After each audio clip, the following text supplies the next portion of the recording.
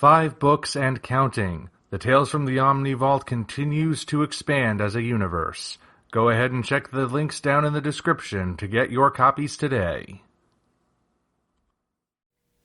Hello ladies and gentlemen, I am the Omni Viewer, and if the lighting seems a little bit off, it's because one of the ceiling bulbs burned out and I haven't replaced it yet. It actually happened during the Yongari video that I'm currently editing, but that's beside the point. Right now I'm here to update you with some news about upcoming Godzilla movies and the directors who will be making them. Or at least we know in one case he's definitely signed on. The other one, well, I'll start with who's going to be directing the next Toho Godzilla movie, or at least who is rumored to be directing it. Because you see, I don't think anything's actually been set in stone yet. I didn't report on it initially because I was waiting to see if there was any confirmation. Right now there hasn't been, at least not set in stone, but it seems like there are at least talks being made. And strangely enough, it's not Takashi Yamazaki, even though he made Godzilla -1, and that turned out to be a huge hit, an even bigger hit than Shin Godzilla was. So, who are they eyeing for the next movie, you may ask? That would be a fellow by the name of Shinsuke Sato, who you may have heard of. He's directed a few movies related to different manga and anime films, although the one I know him for myself is for his film adaptation of The Princess Blade, which you might also recognize as starring Yumiko Shaku, who is Akane in Godzilla against Mechagodzilla. This, I think, was her first major film role, at least one of the first. And just to give you an idea of how crazy old this particular DVD is, this is the ADV 2-disc special edition.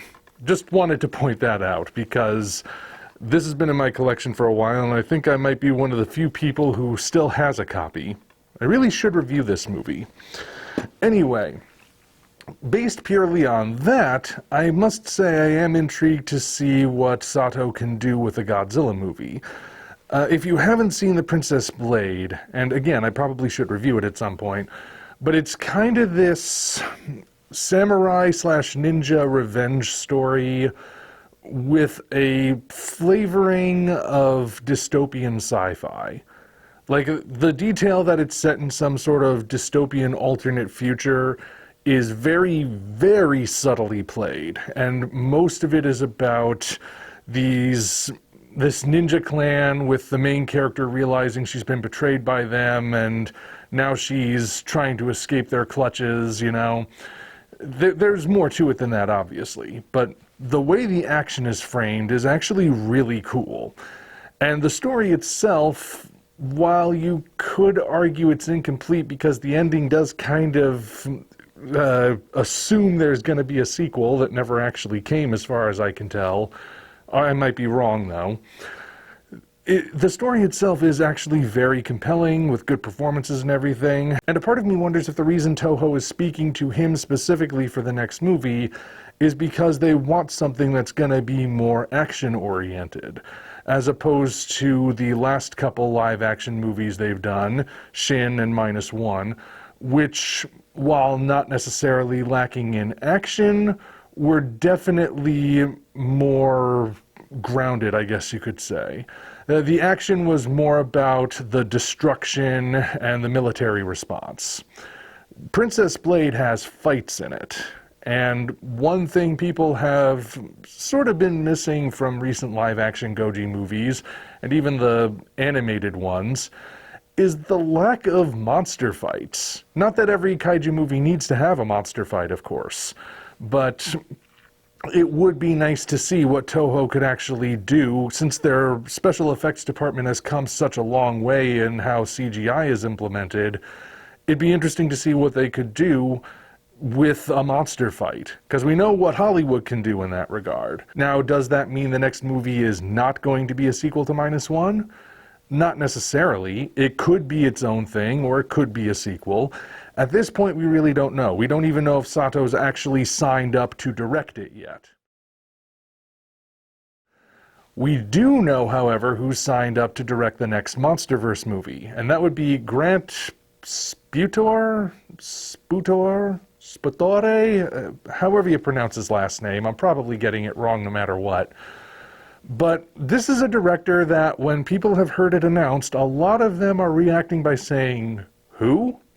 Well, again, this is one of those instances where I actually am familiar with his work, as limited as it has been up to this point.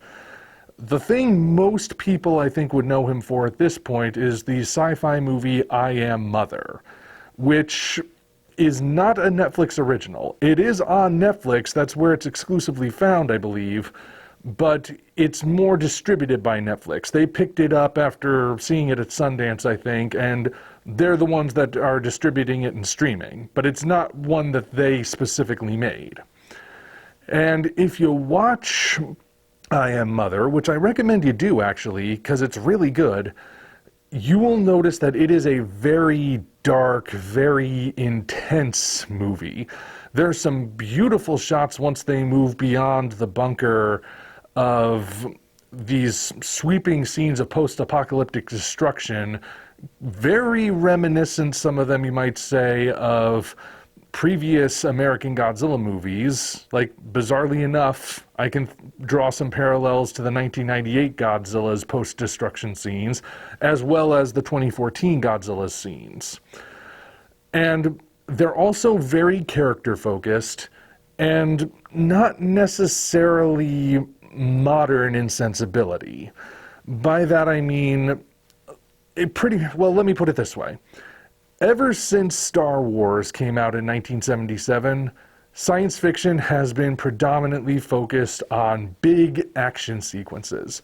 Prior to that, you saw more types of sci-fi that were just as much about drama as they were about space battles.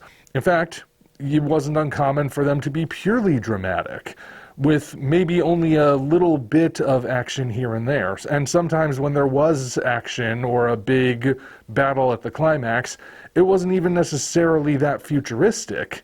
I think of Outlander, I believe it is, a Sean Connery space western from the 80s, which is basically a western that just happens to take place on one of the moons of Jupiter, I think. Jupiter or Saturn. It's been a while and I've only seen it once. But I Am Mother is in that vein. It's not an action story. It is a drama that involves a human and a robot in a bunker where the outside world has suffered some kind of catastrophe. And in that regard, a lot of the action, if you will, comes more from the tension between the two characters. So it's an old school sensibility in that regard, and an old school sensibility for a genre that originated in the 50s that I'd be interested to see. Now, I'd really have to see I Am Mother again to go into greater detail, but overall, I do remember really liking it and thinking, that is a darn good piece of modern science fiction. Better than a lot of modern science fiction that we've been getting. I guess if you liked the Dune movies, you would probably like it. Although it's very, very different from Dune. I'm talking more in terms of having that dramatic tone. The idea that it's taking everything seriously and it's assuming that the audience is intelligent enough to follow along without being condescended to. So, having him on board for the next Godzilla, Kong, or whatever MonsterVerse movie it winds up being, that I think could be a good thing. It could in fact speak to the idea that the next movie is going to be a much darker, dramatic film, possibly returning back to the tone of the earlier movies. Or maybe not, I don't know. Maybe he's going to try branching out a little. Or maybe they're going to say, we're hiring you because you're a new guy, so you got to play ball.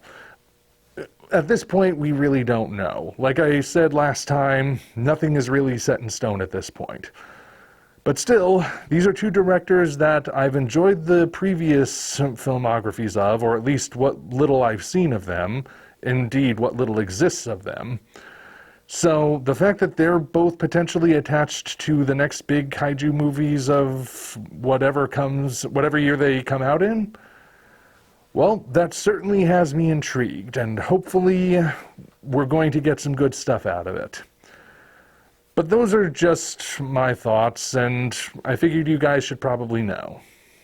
Know the news, that is. What my thoughts are probably is immaterial, but the big news is these are the directors being eyed for the next big Godzilla movies or big Kaiju movies from America and Japan respectively. And that's all there is to report for now. Until such time as we meet again, this is the Omni Viewer signing off. Thank you all for watching. Now be sure to head down to the description to check us out on other platforms, as well as find links to the 5 current books in the Tales from the Omni Vault universe. Again, thank you all, and we'll see you next time.